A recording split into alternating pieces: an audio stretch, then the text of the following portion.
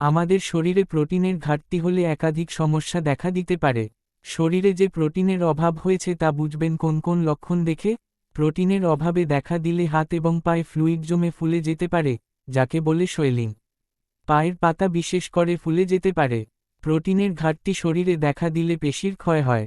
তার ফলে পেশি আর সেভাবে মজবুত থাকে না, দুর্বল হয়ে পড়ে। প্রোটিনের অভাবে আপনার শরীর খুব দুর্বল হয়ে যায়। তারপর কাজকর্মে সেভাবে এনার্জি পাবেন না আপনি। ক্লান্তি লাগবে সামান্য পরিশ্রম করলেই। প্রোটিনের ঘাটতির কারণে ওজন বাড়তেও পারে, কমতেও পারে। তবে যেটাই হোক সেটা এক ধাক্কায় অনেকটা হবে, যা একেবারেই স্বাস্থ্যকর বিষয় নয়। প্রোটিনের অভাবে শরীরের ইমিউনিটি সিস্টেম দুর্বল হয়ে পড়ে। তার ফলে খুব সহজে হাঁচি কাশি সর্দি লাগার সমস্যা দেখা যায়। প্রোটিনের অভাব আমাদের উচ্চতার সঙ্গে সম্পর্কিত। ছোটবেলাতেই প্রোটিনের ঘাটতি হলে উচ্চতা সেভাবে নাও বাড়তে পারে। প্রোটিনের অভাবের কারণে ত্বকেরও প্রভূত ক্ষতি।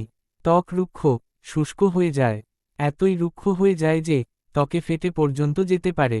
জেল্লা নষ্ট হয় ত্বকের। শরীরে প্রোটিনের ঘাটতি দেখা দিলে আপনার চুল পড়ার সমস্যা এক ধাক্কায় অনেকটা বেড়ে যেতে পারে। অতএব সময় থাকতেই সতর্ক হন।